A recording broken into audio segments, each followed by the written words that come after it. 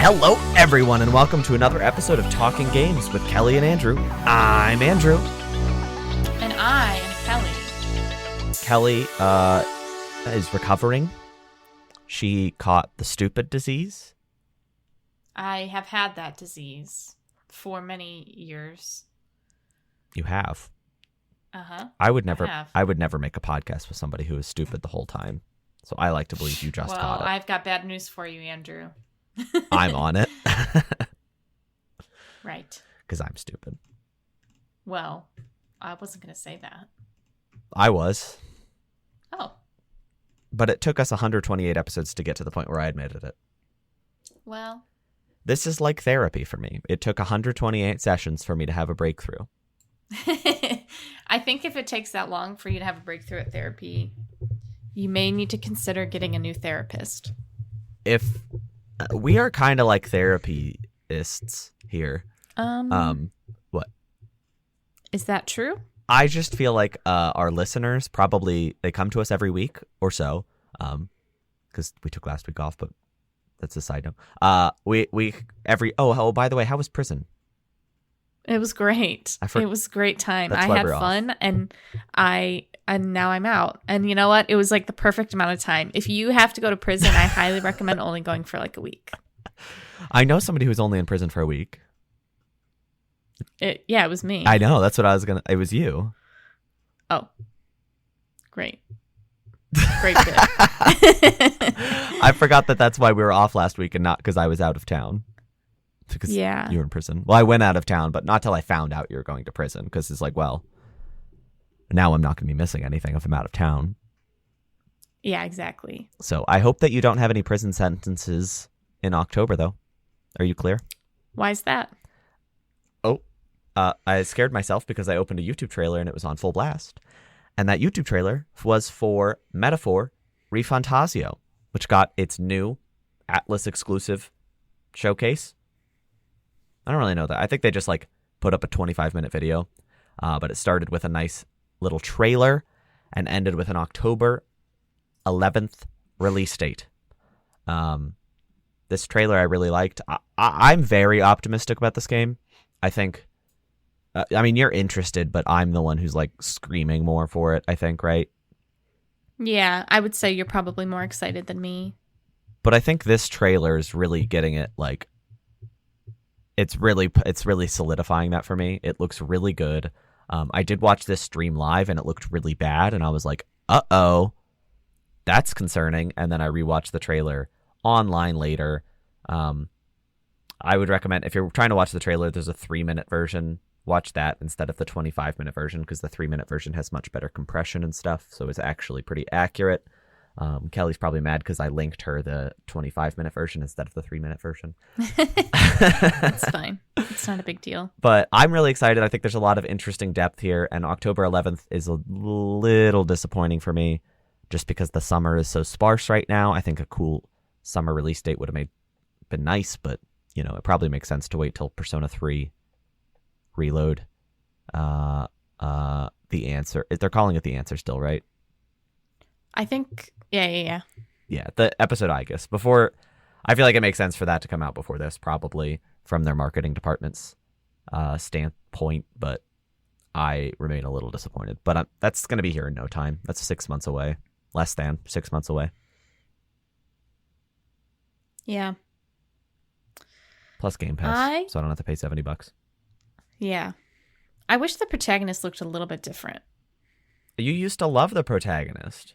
I've changed my mind. Okay. It's too recent. It feels too recent. He just looks a little bit too much like the protagonist from 3. That's all I gotta say. I suppose so. I do wonder, because this game has been in development for apparently a very long time. The Persona team has been wanting to make this fantasy game for a very long time, and they're finally achieving their vision. So I do wonder if maybe Persona 3 wasn't really on their mind when they made this. But now Persona 3 Reload just came out, so it's a recency effect. But either way. It's kind of giving me Tales of vibes. Yeah, I could see that very fantastical world where it's got sort of a unique footprint versus other fantasy games.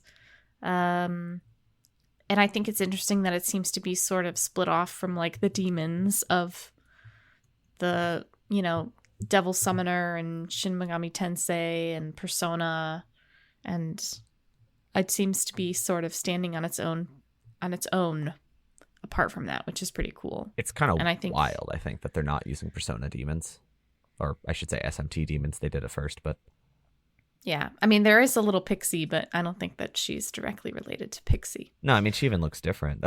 There's a lot about this that surprises me, and like the party that they show in this trailer, because I think there's probably more members than the 4, but maybe that's not correct. They're all very visually unique. One of them's like a weird little rabbit bat thing. It's adorable, but like it does look a lot different than like a traditional Persona. What's the word? Mascot. Yeah. And then the other 2 humanoid characters are way different. Like one has giant elf ears and one has horns. I just think I'm excited for the Persona team to be allowed to do something really unique. And I'm sure it will still have a lot of Persona DNA in there, but it's also cool that it's not an SMT game. It's kind of just its own thing. I'm sure it'll take notes from both of those series, but it does appear that they have a very distinct vision in mind here. Yeah. I'm excited for you. You're going to try it, right? Since it's at least you don't have to pay for it. Yeah. I'll definitely try it. There's kind of a Griffith-looking character in this game. Griffith? From Berserk? Andy? No, like from Berserk. I don't know who Griffith from Berserk is. If you look up Griffith from Berserk, yeah, that is what I'm doing. He looks like the blonde character that was featured in the trailer. I think that's like the king character. If you put some horns on that character, then yeah, that is very similar. Yes. Griffith is not a great guy, to put it lightly. So I wonder if this character will sort of also emulate that aspect of the character. I will say I have no idea what the story of this game really is. Like I watched the trailer and it was clearly like a story trailer largely, but I was sort of like zoned out and enjoying the visuals, and I'm okay keeping it that way.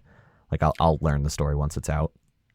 Yeah, I have no idea. I'm hoping that I can find one character to get really obsessed with, because that's just kind of what I do with Persona games.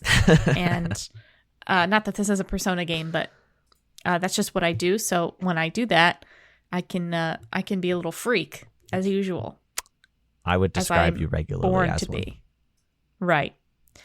And as we know, I'm a freak about other characters too from other games, like the big droid from Star Wars Outlaws, which got a release date, which will be coming out August 30th this year. I probably won't be playing this game because there's some drama with DLC and bonus content, and well, you know. That's a nice way to say that the early access version costs $130.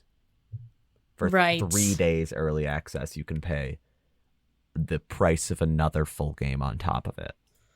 Right.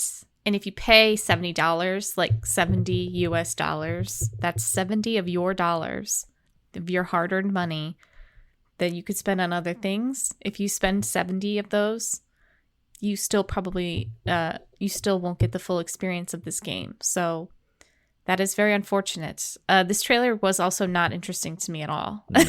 So I'm really out. I'm out, you guys. I'm sorry. I will absorb the droid content extraneously, and I will not be participating in this farce. But I also think that it's funny how they were like, remember this guy? Remember this guy? Like, that's what this trailer felt like, which I also feel like Star Wars needs to be so beyond that now. And to do that, it was like, come on, dude. Like, oh, do you remember Jabba the Hutt? Guess what?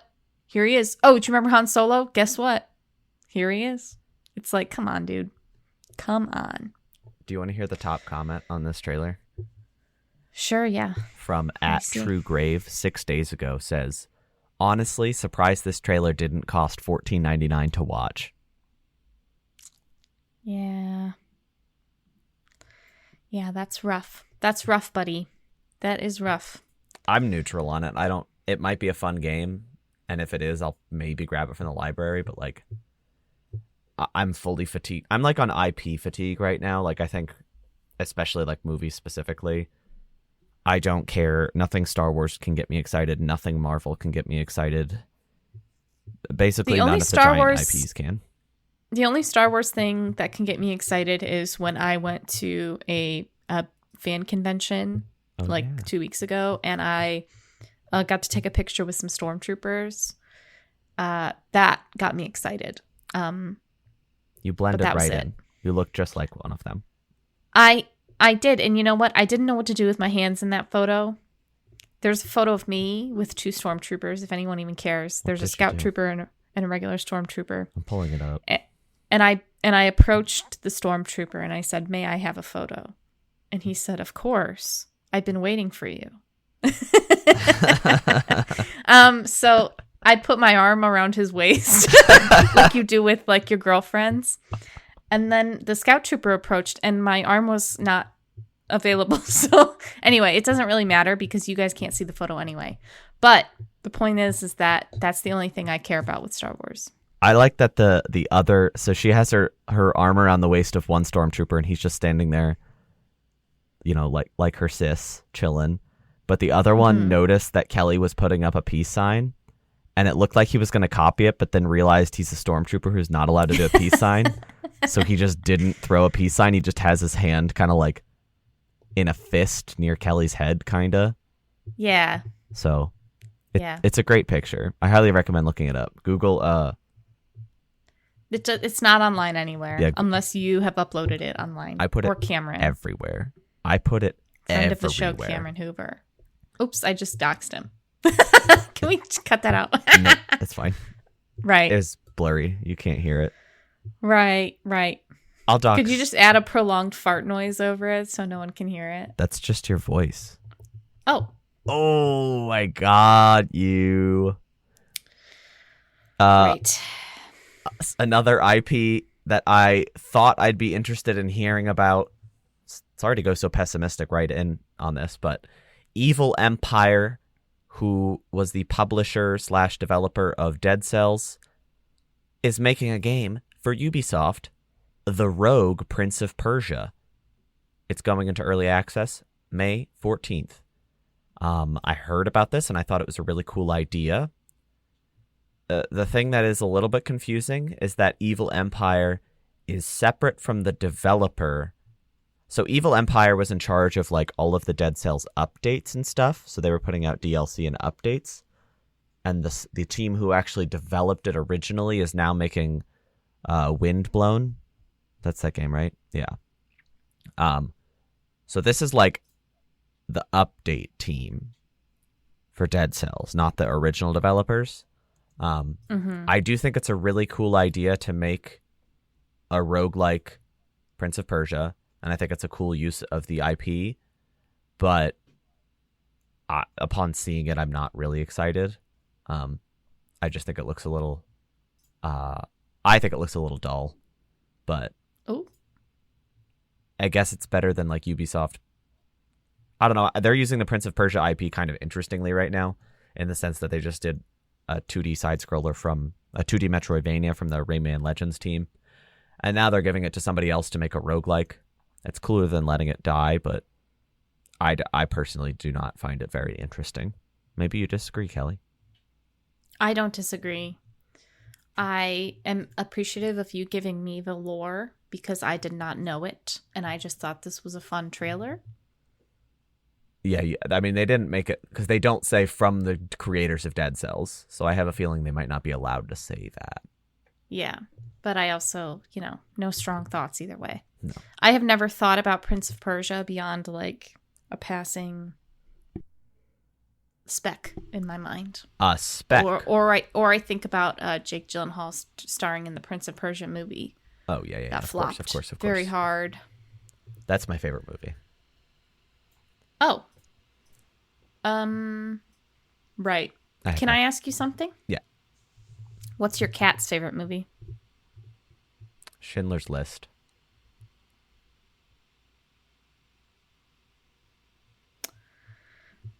Right. Are you struggling to know where to go with that? No, I wanted you to sit and think about what you just said. I needed the silence to shame you. Oh, I was fine. Statement. I was watching the trailer for the next game we're going to talk about, so I didn't really care about the silence. I was just enjoying it. Right. Well, the next game that we're going to talk about is about a cat. It's not about Schindler's List. It's called Little Kitty, Big City, and it's coming out May 9th. And it's you get to play as a cat. It's kind of giving Untitled Goose Game. I've heard people say Untitled Goose Game meets Stray, and I think that's a good and apt comparison. But the thing about Stray was that you as a cat, the whole being a cat part of that game was just kind of like side content. The point of that, it felt like the point of that game was like, look at this world. Yeah. Like it was like, whoa, this game is like, you're a cat and you're causing problems, which I think was also the thesis of the Goose Game. But I have to say, I would really like to play this game because it looks adorable. I have a little cat and she does many of the things that the little cat in the trailer does. The only thing I will say is I want these cat games to let us customize the cat. If I could make this little kitty look like my little kitty, the only thing I would be happy in life. I wouldn't need anything else. I wouldn't need a new job. I wouldn't need money. I wouldn't need happiness. I would just need this little game, which is coming out May 9th, which is like less than a month. So yeah, I was really surprised because it was in that independent showcase from Nintendo, and I didn't expect it to come out so soon. Yeah. So, maybe I'll talk about it on the show. I think you specifically would enjoy it. I know you said you wish you could customize the look of the cat, but at least you could put a hat on him. I know, and the hats are so cute. There's a little corn, like a corn cob, and it's really cute because my cat has a little corn cob toy. Oh. And I always put it on her head. So it's full and then circle. She gets mad. Yeah. She goes, get this off of me right now. I also didn't know till just now that this game is skipping PlayStation specifically. It's on PC, Switch, and Xbox only. It's an odd. Yeah, what's the beef? What's the drama? I think that's a little peculiar. You think something's wrong? It is peculiar. Maybe so. Maybe Sony. Right. I just let you stew on that one. I didn't mean to hurt your feelings like that so bad. No, it's all good. But it's only $25. It's on sale right now, so if you pick it up early, you get it on sale, 10% off. That's kind of wild. You know what else is actually, I'd say really wild? Yes. Our best friends over at Embracer, who we talk only positively about, they're breaking up with themselves. This happened to my buddy once. What? I'm just joking. Your buddy became 3 buddies? Because absolutely, Embracer's splitting off into 3 distinct entities. I've never heard of something like this. It seems like a tax thing. Yeah. I don't know what else it could be. But they're splitting into 3 companies. Asmodee, which is a global leading tabletop games publisher and distributor with an extensive studio network and IP catalog. So that will not have anything to do with video games. Coffee Stain and Friends, which is a diverse gaming entity with a dual focus on indie and A or AA premium and free-to-play games for PC, console, and mobile with a high degree of recurring revenues. So the free-to-play mobile games. And then Middle-earth Enterprises and Friends, which is a really good name for a company. A creative powerhouse in AAA game development and publishing for PC and console, as well as the stewards of the Lord of the Rings and Tomb Raider intellectual properties, among many others. So here on the show, what this means is that we will apparently not be talking about Embracer anymore. We'll be talking about Middle-earth Enterprises and Friends.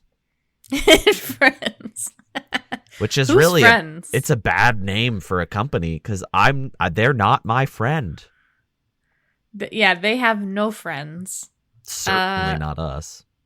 Very, very interesting tactic here to try and just cut the bad press a little bit, but unfortunately, I don't think it's going to work. I think it's just going to make this messier. No. And that's the thing is, like, I know that the Lord of the Rings IP is the most valuable thing they own, but it's not like they're handling it well. Like, nobody really cares about that IP now. Like, I'd say the only thing that came out that was, like, overtly a technically positive thing was the TV show, but that came and went in such, like, a breeze that nobody really talked about it. Like, I didn't hear people, like, hate it, like Gollum. Wait, or which something. TV show? I'm sorry. Oh, the Lord of the Rings of Power? Sure, I don't know what it was called. The prequel, I guess. What you're talking about the Amazon one, right? The really, really expensive one. Yes. The one that was like so many millions of dollars per episode. Wasn't like almost $1 billion to produce that first season. Oh God. But like doesn't it make you feel sick? Just how much money exists in this world. It makes me almost as sick as the fact that we now will have to mention by name a company called Middle Earth Enterprises and Friends. It sounds like a parody. Like, okay, walk with me. It sounds like a parody from like 2006 on Newgrounds. That's like you know how they used to do like YouTube poops? Yeah. Something akin to that, but totally Lord of the Rings. Yeah, it sounds terrible is what it sounds like. Yeah. Great branding work here, guys. No notes. I love no notes. It's not. I hope that means that they're completely done acquiring things, but that who knows? They're doing all these tax schemes. So yeah, I fear that who knows what the future holds for Middle Earth and Friends and Asmodee and Coffee whatever. Coffee whatever. That's what I would name my studio. Actually, that would be a better name for a studio than whatever Middle that Earth was. Enterprises and Friends. Yeah. Well, the Coffee so Stains funny. and Friends is also and Friends, and I'm like, we're not friends. Right. You're really implying a lot of friendship, a lot of camaraderie that just doesn't exist. Yeah, this is not. We are not in The Hobbit and walking around with our friends. Yes. Are they friends in that movie? I don't even know. Book. Yeah, I mean, they're like who? Who are you talking? Like The they're all hobbits. pretty much friends, except for Saruman and Sauron, and I think most of the characters interact, except for Gollum. Well, that's not true. Anyway, it doesn't really matter. No. But the hobbits are friends. We saw like all of the hobbits as well, so we are informed. I only briefly glimpsed. What? You didn't look at all the hobbits? Frodo. No, the lines. I could not see over the lines. Oh, I got like a perfect glimpse. Where I was at that same convention that Kelly was at, and Elijah Wood, and then the other 3 hobbits were there. Pippin and Mary and Sam. Oh, I didn't see Sam. I lied. I never did get a glimpse of him, but I saw Mary and Pippin. I only saw Frodo. I only saw Elijah Wood very briefly, and he looked so happy. I was like, wow, that's really nice to see. And then I also saw Roger Clark very briefly, who was wearing a hat, and the guy that voices John Marston, and I'm really sorry I don't know his name, but I saw him as well. And I was too scared to pay money to talk to them. So was it just because you were nervous because you didn't know what to say? I was nervous. I was unprepared. I sometimes my honest truth is I've never met a famous person. I've never met anyone who could be considered even remotely famous in my life. So I just don't know how I would be in that situation. This might come as a shock to the listeners, but I'm very socially anxious. So no. So situations where I have to meet people and talk to people I've never spoken to before, especially people who I really admire, fills me with dread. So, well, you only met those stormtroopers, and you That's probably true. still were anxious during that, weren't you? I was, and you know what? I didn't even ask. My Reed had to ask for me. So. Oh wow. He was like, "Hey, can my wife get a picture with you guys?" It would have been so funny if you went up to meet Roger Clark, and you're like, and Reed just walks up and hands him a 30, and is like, "Hey, my wife likes you. She doesn't know what to say," and then just like turns around and invites you up. See, great. The thing, my I don't know. It's fine. It's totally fine. Maybe one day, I'll be brave enough. I would have gone with you. Thanks. I don't have any anxiety. I just needed to prepare more, and I wasn't prepared, so that's my fault. But you know what I am prepared for? Our next news story. Yeah, okay. Did you like that smooth transition? Yeah. Hey, did you ever play The Wolf Among Us? It came out like 30 years ago. No. I'm joking, but it did come out like 10 years ago. I remember because I was in high school, if anyone cares. I but don't. according to Telltale, they are still working on The Wolf Among Us 2, and they even posted some screenshots just to assure us that this game, which was announced in 2019, is still in the works. Right. This doesn't mean anything to me personally. Telltale's been through a lot of ups and downs over the past 11 years. So it's not shocking to me that this game has been sort of pushed to the wayside. Especially considering there's been a lot of issues with the studio, Deck 9. Yeah. Who were working on The Wolf Among Us 2, but left. But The Wolf Among Us 2 remains in production internally at Telltale. Quote, "We value our relationship with Deck 9 and continue to explore ways we can work together." Unquote. Yeah, I'm not. So I'm not optimistic personally. My question is, with peace and love, and I'm not even trying to be like a hater, okay? They used to churn out these Telltale games in like months. Mm-hmm. And it wasn't a healthy environment. I understand that. The Wolf Among Us 2 benefits from having source material already there in the comic fables. How on earth do you need like 6 different teams to write this story? The first game, the first season, the first game, whatever you want to call it, it doesn't even have that much like variability versus like the Walking Dead games. You know what I mean? Like, it's just absurd to me that this game has taken this long. And it does not bode, but who knows? I mean, I'll probably play it, play it if it exists. I would, just so I can get some resolution from the first game, but I'm going to keep it totally real with you guys. I was a child when I played that game. I was like, I don't know, 17, 16 years old, so I don't even remember anything. So I'd have to go back and replay it, because it's been 11 years, by the way. And I don't think it's coming out this year. So. No, they did not say anything about release date. So I would say next year at the very earliest, if it's real. So it will have been like 12 years in between games, which is pretty wild. But also, you know. I think it'll probably be infinity years because it's not coming out. I just feel like it's a sunk cost situation. Like if they're showing us screenshots from the game, and we saw a brief teaser trailer, it feels like they're pretty far along to not release it. But it's also hard to say because it seems like things are very tumultuous at Telltale. So it's kind of like maybe it'll just die with the studio if the studio dies. But I don't know. Who knows? Telltale Anything could happen in the next 6 months. Telltale has died like 18 times. Right. And they just aren't coming back stronger. So it's like this is like a soap opera. Like these characters just keep dying and then they come back. Like they never died. Yeah. It's sad because I feel like Telltale was a very interesting studio and they did sort of I mean the Walking Dead game was a really big deal, but it's like I don't know. I feel like now that we have the it context. Was too bloated. Yeah, I feel like now that we have the context of what was happening behind the scenes, it was like it seemed impressive, but that studio was just like always on fire. And they were just, they were like exploding with stuff, but like they were exploding, like actually exploding. And it's like, okay, cool stuff was coming out of it, but like sustainability was not there ever. Yeah, I think it's weird. I mean, the thing about Telltale is they never really had to create new IP. Yeah. Like it was always somebody else's work. So I don't know if maybe there was just a lot of like middle management going on. I don't know. It's really hard to say. And we'll probably never know. I don't know. I would love to hear like a tell-all about this. A telltale. A telltale all?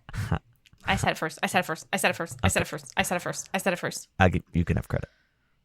Thank you. As far as sustainability goes, though, a company I don't usually give credit for foresight seems to be having some foresight. Meta. Facebook. I'm saying Facebook. I'm gonna dead name that company.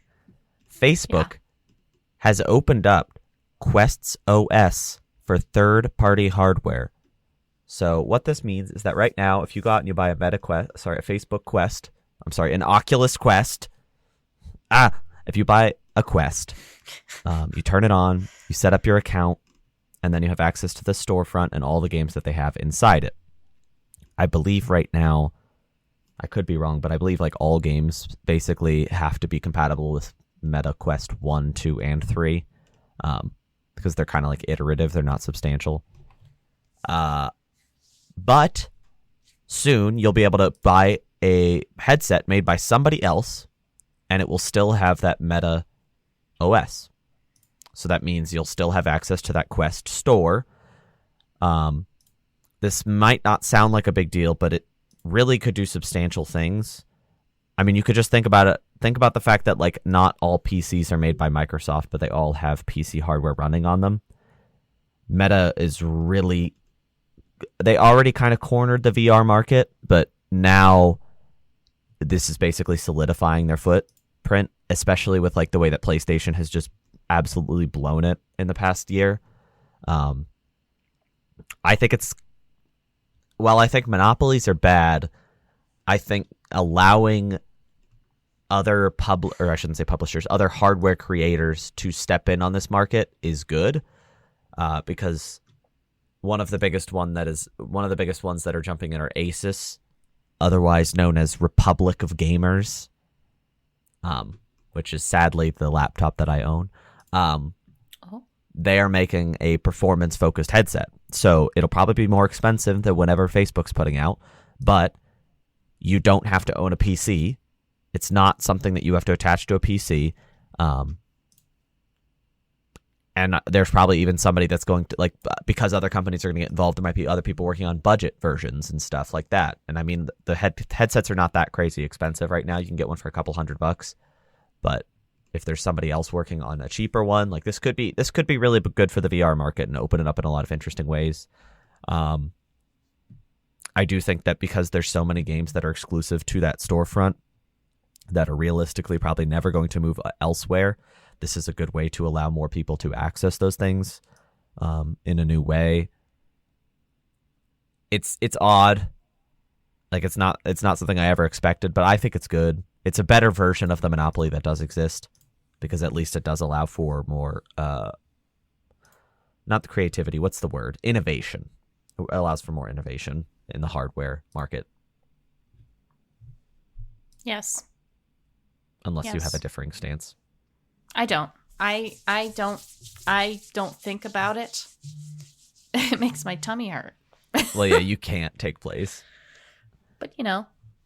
Well, I think the only other realistic competitor that did exist was Apple, and I said Sony blew it, but Apple, like, what were they thinking? Because what was it called? The Vision Pro? Apple Vision Pro was $35. I mean, it exists now. It's $3,500. And there's nothing on it. There are no games. So it's like, it is purely a very expensive luxury device that doesn't really have any use. So. Yeah. Hey, remember Google Cardboard? You can still buy that. Let's bring that back. No. Right. Okay. Did you have Google Cardboard, or did you just use mine? You had it. Yeah. I don't. It's stupid. I used it when you had it because you were like, look, check this out. And I was like, oh, that made my tummy hurt. It was cool back then because VR was so inaccessible. But now that we have like actual functional, easy to use VR, I'm like, Google Cardboard sucks. It gets all it like absorbs the grease of people's faces because it's cardboard, so it gets really gross. Yes. But it's great for it works great as an oil blotting sheet for those of us who wear makeup and don't want to ruin their makeup but want to wipe away the oil. Or it's good for people like me who have just enough oil on their skin to freaking prepare a pan for food. Oh, I was going to say to start a war. Oh, wow. It's a joke. It was a good one. It's a joke. It was a good one. Come on. I'm joking. We're using that as a transition, or are you joking. just being merciless right now? Oh, yeah. I will use it to transition because, hey, we haven't really talked about the giant rad roach in the room. Oh. Hey, that was pretty good. No, the long gap made it cancel out anything I had to good. think. I had to think about it. But the Fallout show happened while we were on our break. It happened. It came. It went, and it will be returning for a season 2 because it got renewed, which is not surprising. But they kind of held on to this for a while, which I thought was interesting. Like the show came out on a Wednesday, and it got really, really popular and got great reviews. And they didn't announce it was renewed until like, I don't know, 3 days ago. 5 days ago. Which was like a week after it came out. It was 8 days. Which I mean is really fast, but like it feels like it's surprising with but the not amount for me. With what they put into it. It was surprising. Yeah. So the Fallout show will be returning for season 2, which I don't think is particularly surprising based on how popular it really blew up into, and also kind of how they left the show. But we won't get too into spoilers because we are going to talk about our thoughts on the show next month. All right, everybody. In Thanks a for year. listening. When season 2 comes out, we'll talk about our thoughts on season 1, and then when season 3 comes out, we'll talk about our thoughts on season 2. No. We'll wait till Fallout 5 comes out. So we'll be talking about this in 2038. Yeah, we'll be like skeletons. It'll be like you're in a Fallout game, and it'll be like one of those environmental storytelling moments where me and Andrew are just 2 skeletons sitting at microphones. Yeah. Well, Kelly, we both watched the entire first season. Yes. You're right. I think spoiler free is a fair thing to say here. Yes. Just top of the dome. A sentence or 2 impressions. Hit me. Yeah.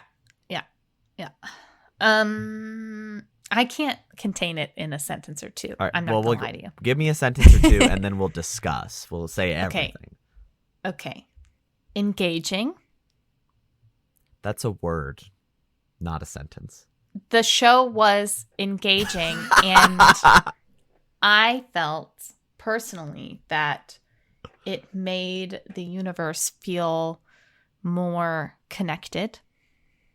And see, I told you, I can't contain it. Just okay, I enjoyed it. Okay, I was just gonna say, I think for me, I went in with enormously tempered expectations. Like I thought I was gonna be bad. Genuinely, I was fully prepared for it to be bad, and I loved it a lot. It is my favorite Fallout media since I was a kid, which I know that just means since Fallout 3, and I haven't played New Vegas, so sorry, but it just captured an energy that I don't think I've seen in a very long time. You have not played New Vegas. I will. When it was free on the Epic Games Store for like 10 years. I have free access to it right now.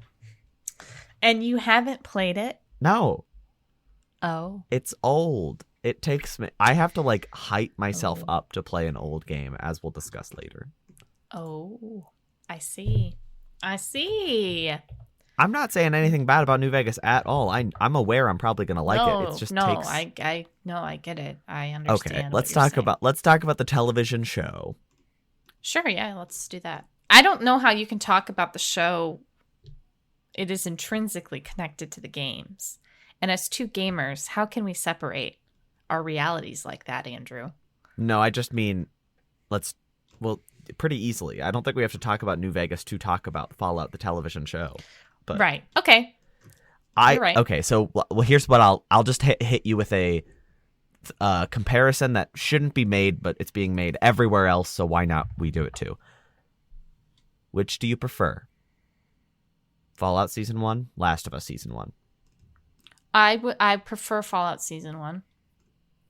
I believe that the formula, I think we have unlocked the formula to a good, really good video game show.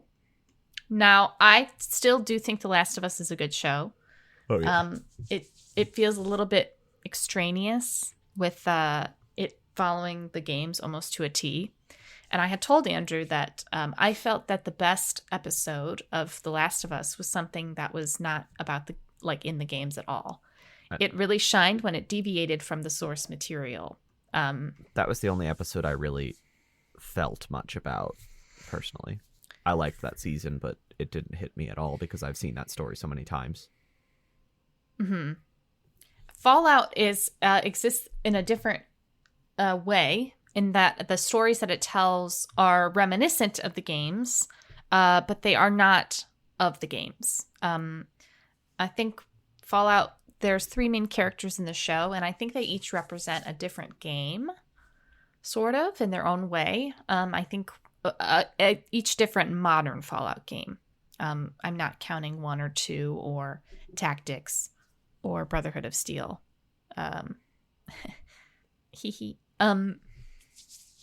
I think that Lucy and her character are very reminiscent of the story of 3. I think that the ghoul and his character are very reminiscent of themes that we see in New Vegas. And I think that Maximus and his story are very closely tied in with themes that we see in 4. So I think that they each sort of represent a different aspect of the games. I think what the show really shines at is making you... Well, first of all, I think they got the tone really right. Yeah. That's huge. People sort of argue that the new direction of Fallout is too cheeky.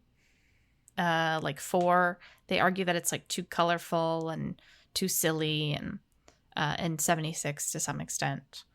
But I think that if you go back and you play 3 in New Vegas, particularly New Vegas, the games are they're very cheeky. It's a bad world, and there's only so much that you can do to make the humor not dark. So I felt that the tone of the show was really good. I think, just to piggyback off that, I think that people who want it to be darker, I feel like that's misguided, because this world would be just deeply unpleasant without the comedy. It's a really dour world, but the sprinkles of comedy make it fun to watch still. And there's still character drama, and there's still difficult scenarios they're facing, but going into it with a sense of, almost a sense of optimism, which is not just in the writing, but also in the characters' demeanors.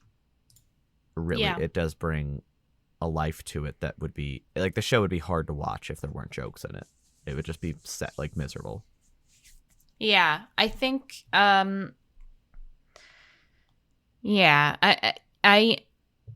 have so many thoughts.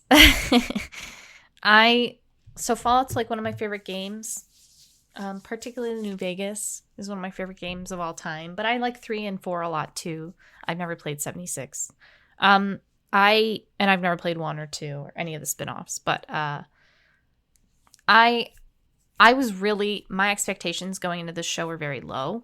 And then I saw the first trailer and I was like, oh, I don't know. And then I saw the first clip and I was like, oh, it looks kind of fun, but I'm not sure that it's going to be really good. But I think the show excelled in a lot of ways and I think what it did really well was striking the balance. If you've never played a Fallout game, you can watch this show and still enjoy your time. I think you should. Yeah, I don't think you should watch this show, even if you don't care about the games. Yeah, and I think if you're a fan of the games, you can watch the show and really appreciate all of the little details and callbacks and Easter eggs, that sort of thing. I thought the actors did a really great job. It's so interesting when you listen to their supplemental material. They're not super familiar with the game world. Even the writers were kind of we don't want to make it to appease the fans of the game, which I thought really worked out in their favor, because they were able to engage with it, I feel on a more serious level, and just play it, more straightforward. I was reading an interview with Walton Goolgans, who plays the ghoul, and when he was cast, he didn't even realize that he would have to be wearing this like crazy prosthetic makeup every day. And it's like I just thought I found that so interesting because it's like they all did such a great job with the material that they were given. I think it's because it's strong material, but I think they're also, all three of them are very talented actors. I think that it's hard to say, like, it's so hard to detach myself because, like I said, I love Fallout. So it's really hard to detach myself and like try and look at it through a more critical eye. But my honest thing is I don't have a whole lot of criticisms. I didn't think that, I wasn't looking for... I think people have the wrong expectation of Fallout, and I don't know if it's because they have only played one game or if they've only ever absorbed it online or if, I think people think that it's something that it's not. They think that it's more like The Last of Us, not to make that comparison again, but it's the moment, like that's the pop culture moment last year. It was the Last of Us television show, which was the first time that a video game adaptation hit that way. So it's natural that the second one to hit that way is going to have that same, what's the word? It's going to be compared, obviously. Yeah. But it's just different.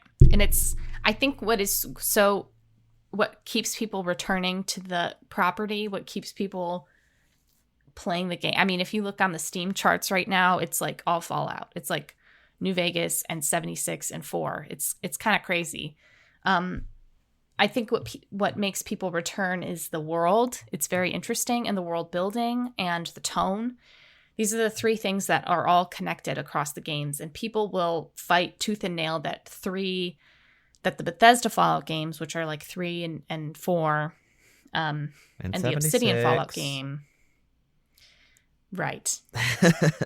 Right. Well, I think the thing about 76, I think it was a team, like the team wasn't Bethesda proper.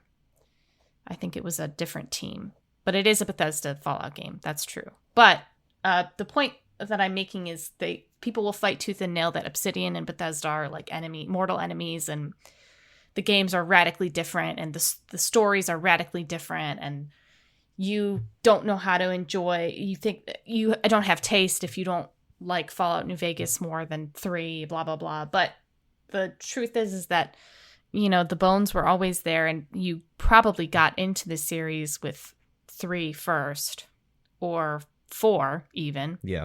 And then you revisited New Vegas, or you played New Vegas afterwards.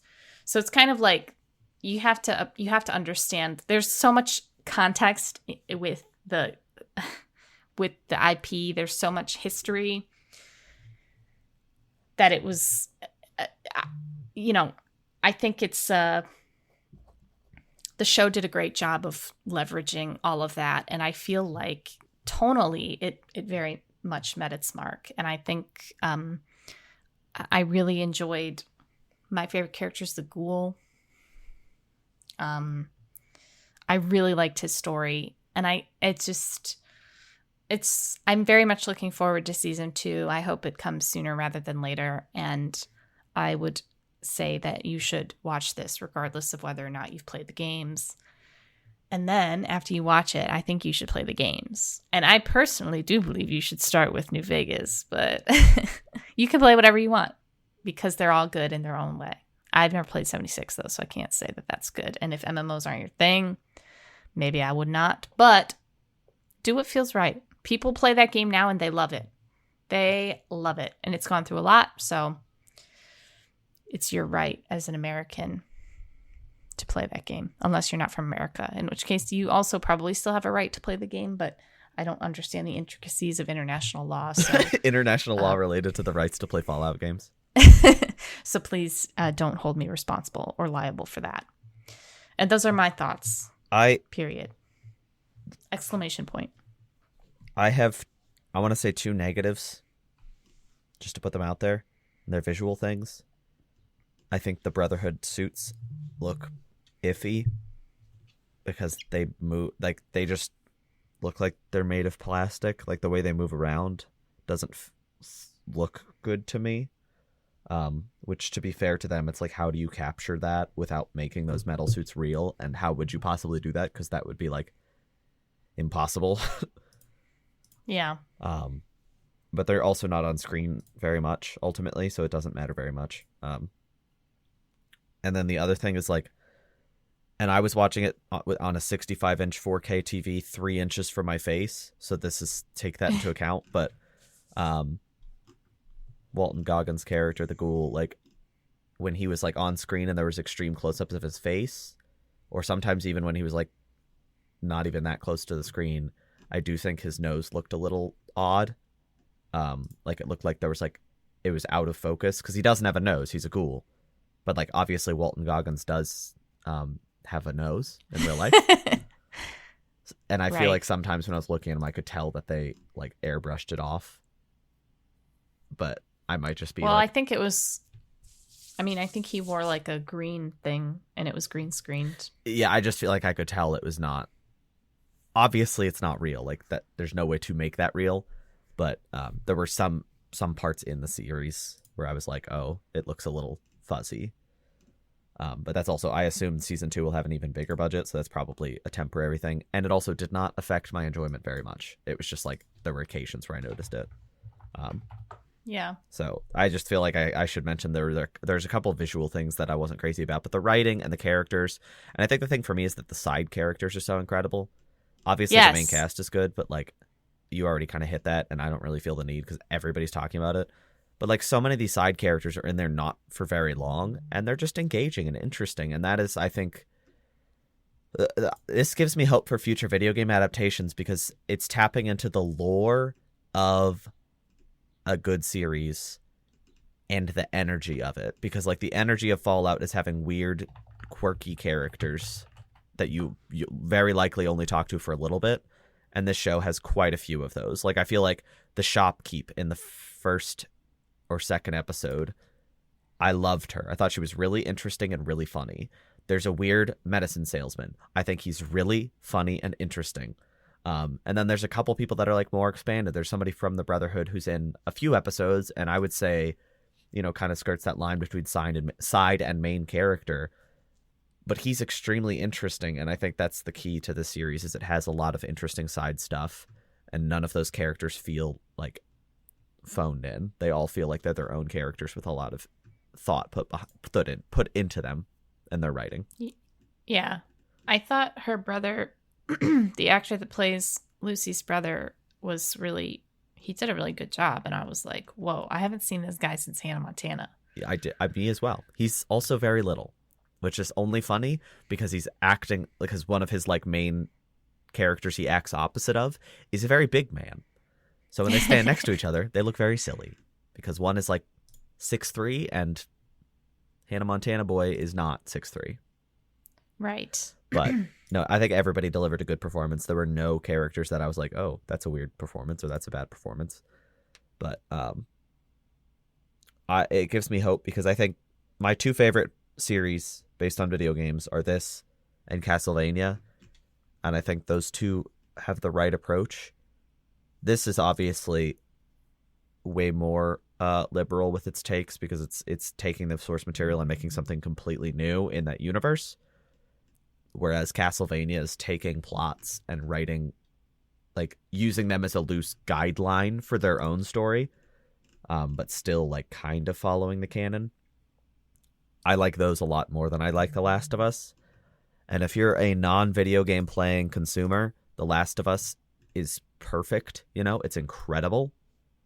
But if you have consumed Last of Us already, the show is not going to add much except that one episode. Whereas I feel like shows like Castlevania can add a ton to the lore and also expand. I think it's also interesting because like Fallout expands the lore of a series that is modern and has a lot of modern lore and new games, whereas Castlevania takes a series that's very functionally dormant, and the games that it's adapting don't have very much depth in the story department, and it's creating something out of that. So I think the two things that those two series are basically their own thing, just based on that world, and that's what I love. And it gives me optimism that will continue to happen. So I guess what's next for us? What's next on the video game adaptation train anyway? Borderlands, right? Oh, God. Sorry. I thought I heard somebody, like a preview where somebody was like, this is good. But I might be imagining that. I hope that. Let me add a twinge of optimism here. If the Borderlands movie took a similar approach to this show, I think they could have a really good movie on their hands. I don't think that that's a guarantee by any stretch, but I'm saying hopefully same idea. I don't think they are, though, because the characters in Borderlands are the same characters. I mean, the characters that they've cast are the same characters that are in the games. Yeah, but maybe they'll take the Castlevania approach and expand on them in a way where... I don't know. I'm just trying to be optimistic. That's not till August. Maybe we'll go see it. We'll see. Right. We'll see if I can talk you into seeing that movie for the show. Whatever happened to that... Did that Twisted Metal show you reviewed it, right? No. Twisted Metal, right? No, I did not watch that. I thought you watched it. No, I watched Halo. Oh, right. No, the TV show, the second season's coming out, like, soon. No, it's not. It's just been renewed. Wow. People thought it was fine, but I'm not going to watch it, personally. Yeah, I mean, I don't... that's not really my... forte. Yeah. You know, it is my forte. Fortnite with Billie Eilish. What? She's in Fortnite now. Oh, as of like what, today? Yeah, I think so. Oh, okay. I didn't know that. I mean, what do I know? Except for everything about Fortnite. I was gonna say, I did see news that you could they're adding the option to censor 4 emotes, because there's 4 emotes that are basically like you suck emotes, and you can disable seeing them so that if somebody beats you, you don't see the take the L emote. Oh, wow. Well, if I could turn off all emotes, I'd be more interested in Fortnite, because like you'll be in the lobby and you'll just like hear all this music and like sounds and stuff, and I'm like, this is exhausting. Yeah. If I could disable those. Not me though. I'm built different. I love it. I love hearing people hit the gritty on me. All right, can I talk about video games I paid that aren't Fortnite because I didn't play Fortnite? Yeah. I finished Princess Peach Showtime. I do not recommend Princess Peach Showtime. Oh. It was fine. Took me about 6 hours to finish. It is visually nice. It has some charming design decisions. It is boring. It's not just that it's easy, because I don't think easy games are a problem. I think it's too simple. There's a lot of the transformations lack depth, and you get through the game quickly without really thinking about it. So I think maybe like really little kids could enjoy it, but then there's also a couple parts of the game that I'm like, a little kid couldn't play this. Like, you need to have reading comprehension to be able to play this part of the game. So I don't know who this is for, to be honest. I'm a little peeved that Nintendo went like the let's appeal to little girls for Princess Peach Showtime, and I'm like, I can't tell if you're giving little girls too little credit, or that you just don't know or you're giving Princess Peach less credit than she deserves for how appealing of a character she is. So it's disappointing. And I got it from the library, so I didn't pay for it, so I'm not like disappointed with the amount of money spent. But if I paid $60 for this, I'd be very, very disappointed, even more so. But I did play a game that was better than Princess Peach Showtime, and very similar to that game. Half-Life 2. This game came out very recently, 2004. I got it on sale, and I picked up the entire series on sale on Steam, so I wanted to get through them so that I could try Half-Life Alyx, which I think I said on the show that I found out that it worked on my computer, right? Yeah, I think so. Yeah, so I want to play that, but I do want to play the games leading up to it, so that, one, because I like to play games like that, and also so that I can appreciate it, because I think it's kind of silly that I never played that game, because it's like historically important, and everybody talks about how amazing it is, and I'm like, I should play it. It took me about 10 hours to finish. There are some things to it that I'm like, oh, this game came out in 2004. Like, some of the design elements are a little frustrating. The controls are not 100% perfect, but that's also because it's like sort of translating a PC game to a controller doesn't always work perfect, but it did work. And there were a lot of things like the physics engine and the enemy AI that really, really impressed me. Those things hold up still to this day. I am still, I have to play episode 1 and 2, which I guess are basically like light sequels. Like they're just short, but they continue the story. I didn't really care about the story that much. It's mostly background. It's mostly just a game that you're playing, and you don't, like, there's a lot of world elements and interesting lore, but I was just plowing through and didn't really notice a lot of those elements.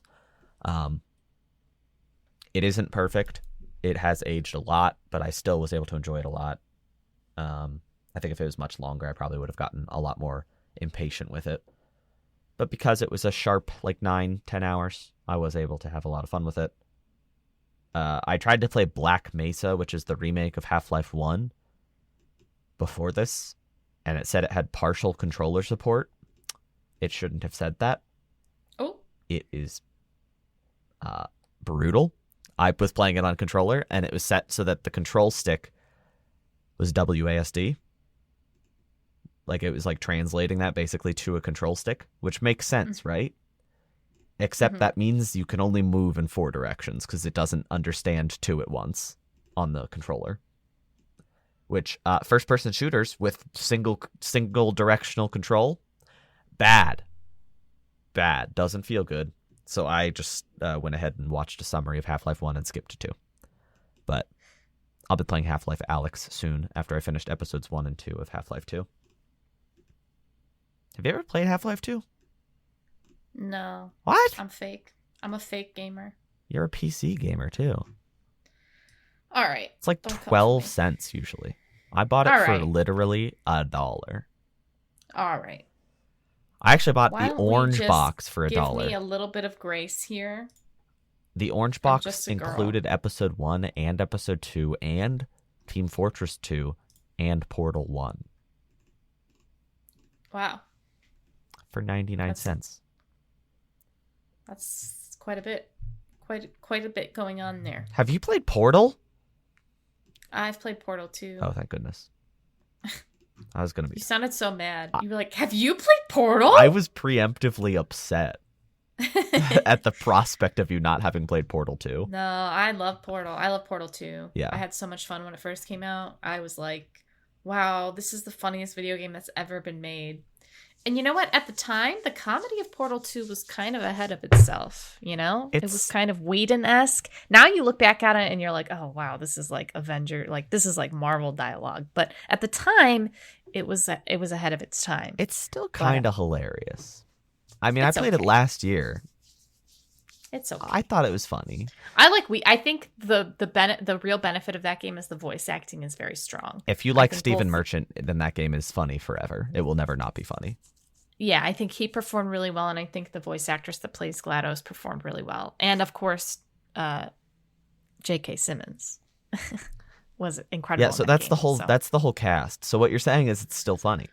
That's what I'm saying, that the performances made it funny. If it was anyone, if there were other people saying these lines, if it was like Chris Evans, we'd be like this. Yeah, it was like, oh god.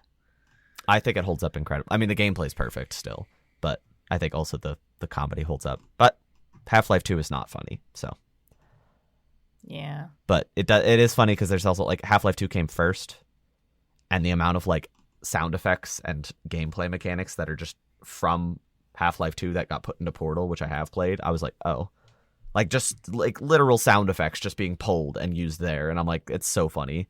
And like the turrets from Portal are just in Half-Life 2, and they make the same sounds, and they don't talk, but they make the exact same sounds and have the exact same AI and functionality, and I'm like, this is so silly. Yeah. But anyway, that's my week. Did you play anything? I've been revisiting Fallout 3.